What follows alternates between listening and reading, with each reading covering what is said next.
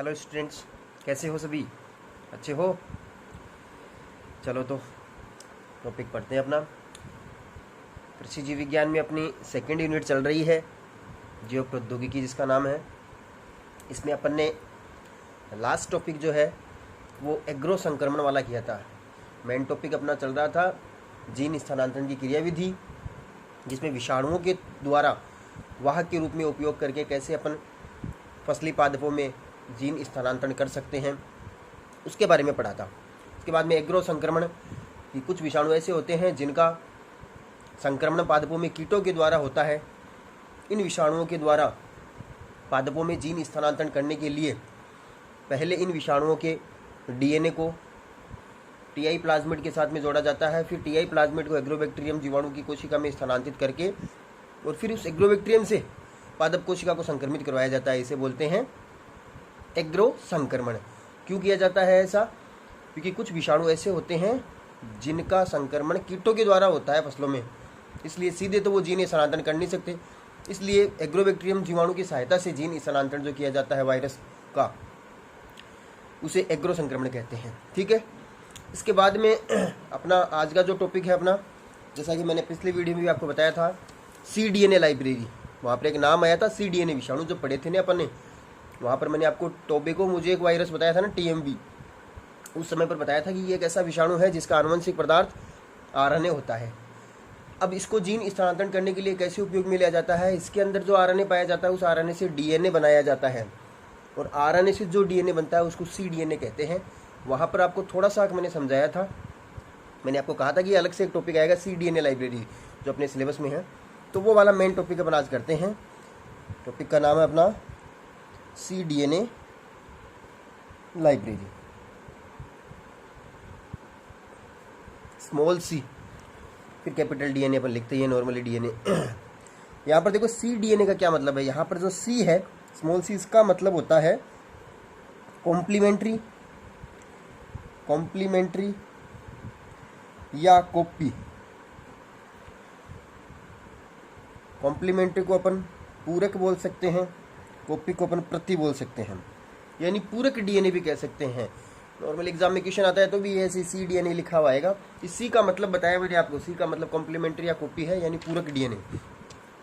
अब देखो होता क्या है, ये किस प्रकार से सी डीएनए का निर्माण किया जाता है। सी डीएनए लाइब्रेरी का मतलब यही होता है कि सी डीएनए को बनाने की क्रियाविधि ही सी डीएनए लाइब्रेरी है।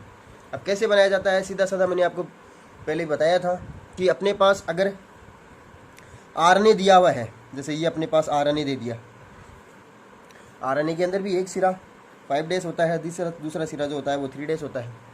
आरएनए एक रज्जुकीय होता है। अब इस आरएनए से अपन को ये कहे कि आपको डीएनए बनाना है, जो कि संभव ही नहीं है। नॉर्मल प्रक्रिया कैसे चलती है कि जो डीएनए होता है अपने पास, जिस प्रकार से ये डीएनए है, इस डीएनए से जब रेप्लिकेशन होता है, यानी इसकी प्रतिकृति होती है, डीएनए की जब प्रतिकृति होती है तो नया डीएनए बनता है। यानी एक डीएनए के अणु से दूसरा डीएनए का अणु एक और बन गया, ये डीएनए प्रतिकृति है। अर्थात क्या बना? डीएनए से डीएनए बनता है, और डीएनए से डीएनए बनना क्या कहलाता है? प्रतिकृति या रेप्लिकेशन कहलाता है। अब ये जो डीएनए है, ये डीएनए आगे चल करके बनाता है आरएनए। जैसे मैंने ये एक रज्जु की आरएनए मोस्टली एक रज्जु की होता है, तो ये 5 डेज, ये 3 डेज। डीएनए के अंदर दोनों 2 रज्जु के, तो एक का 5 डेज, दूसरे का 3 डेज। इसका 3 डेज है तो इसका ये 5 डेज, इसका ये 3 डेज। ठीक है। तो अपने पास अब मोटा मोटी रूप से ये हो गया। तो डीएनए से बनाया अपने ये आरएनए। डीएनए से आरएनए बनने की प्रक्रिया जो है उसे कहते हैं अपन अनुलेखन। क्या कहते हैं? अनुलेखन। देखो ये सब चीज़ें अपने बुक के अंदर नोट्सों में आपके पास है नहीं, मैं तो सिर्फ इसको समझाने के लिए आपको सी डीएनए की क्रियाविधि अब अच्छे से समझ में आ जाएगी। एक बार ये टॉपिक अलग से जो है इसको समझ लोगे आप। तो डीएनए से जो आरएनए बनता है, यानी ये क्या बना? आरएनए। इसको बोलते हैं, इस प्रक्रिया को बोलते हैं अनुलेखन। यानी अनुलेखन की प्रक्रिया के द्वारा डीएनए से आरएनए का निर्माण हो जाता है, और ये आरएनए जो होता है ये आगे चल करके प्रोटीन बनाता है, प्रोटीन बनाता है। इस प्रक्रिया को बोलते हैं अनुवादन। यानी सामान्य प्रक्रिया में ये एक प्रक्रिया इस प्रकार से चलती है कि हमेशा डीएनए जो होता है उसे डीएनए से आरएनए बनता है, आरएनए आगे चल करके डीएनए से तो डीएनए बन गया, जिसको अपने प्रतिकृति कहा है। फिर ये डीएनए जो होता है ये आगे चल करके आरएनए बनाएगा, और आरएनए आगे चल करके क्या बनाएगा, प्रोटीन बनाएगा। डीएनए से डीएनए बनना कहलाता है प्रतिकृति, डीएनए से आरएनए बनना कहलाता है अनुलेखन, और आरएनए से प्रोटीन बनना कहलाता है अनुवादन। अब इस प्रक्रिया में हो क्या रहा है कि अनुलेखन की प्रक्रिया जो होती है वो क्या है, डीएनए से आरएनए बनना। जबकि मैं यहाँ पर आपको जो ये टॉपिक बता रहा हूँ इसके अंदर ये बता रहा हूँ कि आरएनए से डीएनए बनाना। आरएनए से डीएनए बनने वाला काम जो है उसको अपन उल्टा रिवर्स काम नहीं चल रहा है क्या, रिवर्स हो रहा है ना काम, पीछे की तरफ बैक चल रहा है ना। अनुलेखन को इंग्लिश के अंदर ट्रांसक्रिप्शन भी कहते हैं। ये वर्ड आपको इसलिए बता रहा हूँ कि किताब में आपको ट्रांसक्रिप्शन लिखा हुआ भी मिल सकता है, ट्रांसक्रिप्शन। तो वापस रिवर्स चल रहा है ये काम, तो इसको रिवर्स ट्रांसक्रिप्शन भी बोल सकते हैं, रिवर्स ट्रांसक्रिप्शन, या रिवर्स को हिंदी में बोलते हैं प्रतीप। तो ये प्रतीप अनुलेखन है। अब देखो क्या हुआ कि सीडीएनए का निर्माण कैसे होता है, एमआरएनए, आरएनए को मोस्टली अपन एमआरएनए भी कहते हैं, स्मॉल एम और आरएनए। एम का मतलब यहाँ पर मैसेंजर आरएनए होता है, मैसेंजर आरएनए। आरएनए के 3 प्रकार होते हैं, एमआरएनए, टीआरएनए, आरआरएनए। इसमें एमआरएनए जो होता है उससे डीएनए का निर्माण किया जाता है। तो एमआरएनए से जिस डीएनए का निर्माण होता है उस डीएनए को ही अपन क्या कहते हैं, सीडीएनए कहते हैं। और ये प्रक्रिया क्या कहलाती है, ये प्रक्रिया प्रतीप अनुलेखन या रिवर्स ट्रांसक्रिप्शन कहलाती है। बात समझ में आएगी क्या? ये रिवर्स का मतलब आपको समझाने के, ट्रांसक्रिप्शन का रिवर्स कैसे हुआ इसका मतलब समझाने के लिए मैंने आपको ये पूरा मैटर बताया है। अब देखो किस प्रकार से सीडीएनए लाइब्रेरी की क्रियाविधि होती है उसको अपन पढ़ते हैं। देखो अपने पास एमआरएनए दिया हुआ रहता है, जैसे अपन ये एक एमआरएनए दे दिया अपन को। एमआरएनए में ये 5 डेज, ये 3 डेज। 3 डेज साइड पर बहुत सारे एडिनोसिन नाइट्रोजनी क्षार जुड़े हुए रहते हैं जिसे पोली ए टेल कहते हैं। इस चित्र में ऐसा बना हुआ है। 4 प्रकार के क्षारक होते हैं ना, ATGC, adenine, guanine, thymine, cytosine. उनमें से बहुत सारे एडिनोसिन क्षारक, नाइट्रोजनी क्षार यहाँ पर जुड़े रहते हैं, इसलिए यहाँ पर एक पुच्छ जैसी संरचना बन जाती है। इसको बोलते हैं पोली ए पुच्छ। ठीक है, पोली यानी बहुत सारे ए जुड़े रहते हैं तो पुच्छ हो गई है। चलो इसका कोई अलग से कोई क्वेश्चन नहीं बनता है, आपको चित्र के अंदर ऐसा है इसलिए मैंने आपको बता दिया है। अपने पास एमआरएनए दिया हुआ है, अपन को बनाना है डीएनए। एमआरएनए एक रज्जु की है, डीएनए द्विरज्जु की बनाना है। तो अब क्या होता है, अपन को क्या करना है, इसका रिवर्स ट्रांसक्रिप्शन करना है, यानी प्रतीप अनुलेखन करना है। प्रतीप अनुलेखन करने के लिए एक एंजाइम काम में आता है जिसका नाम है रिवर्स ट्रांसक्रिप्टेज। देखो रिवर्स ट्रांसक्रिप्शन की क्रिया को स्टिमुलेट करने के लिए यानी प्रेरित करने के लिए जो एंजाइम चाहिए उस एंजाइम का नाम भी उस प्रक्रिया के अनुसार ही है। जैसे रिवर्स ट्रांसक्रिप्शन की क्रिया करने वाला एंजाइम रिवर्स ट्रांसक्रिप्टेज है। तो रिवर्स ट्रांसक्रिप्टेज एंजाइम की उपस्थिति के अंदर इस एमआरएनए से डीएनए का निर्माण होता है।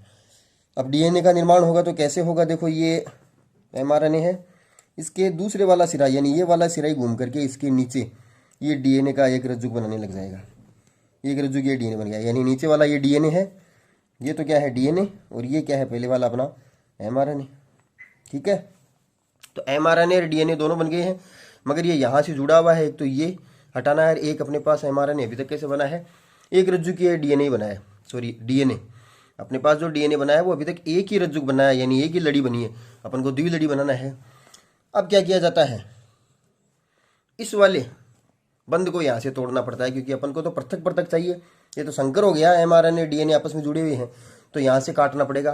काटने के लिए मैंने आपको एंजाइम बताया था, न्यूक्लियेज एंजाइम। यहाँ पर अब क्या करेंगे, न्यूक्लियेज एंजाइम की क्रियाविधि करेंगे। न्यूक्लियेज एंजाइम क्रियाविधि करने पर एमआरएनए अलग हो जाएगा और डीएनए का रज्जु अलग हो जाएगा। एमआरएनए जैसा था ना अपने पास ऊपर, वैसे का वैसे अलग हो गया। इसके द्वारा अपन ने ये डीएनए का एक रज्जु बना लिया है। तो ये एमआरएनए का 3 डेज 5 डेज और ये डीएनए का 3 डेज 5 डेज। अब ये अपने पास डीएनए एक रज्जु की डीएनए बन गया, और ये जो है वो अपना एमआरएनए है ही। अब अपन को एक रज्जु की डीएनए से द्विरज्जु की डीएनए बनाना है, तो एक एंजाइम काम में लेंगे, पॉलीमरेज। पॉलीमरेज एंजाइम की उपस्थिति में एक रज्जु के डीएनए से इसका दूसरा रज्जु जो होता है ना, पूरक रज्जु, वो बन जाएगा। यानी ये एक रज्जु पहले से था और इसका दूसरा रज्जु एक और बन जाएगा। तो एक रज्जु में अपने पास ये 3' 5' था, तो दूसरा इसका पूरक होता है, तो ये इधर से 3' 5', ये दोनों रज्जु आपस में हाइड्रोजन बंधों से जुड़े रहते हैं। ये बन गया अपने पास द्विरज्जुकीय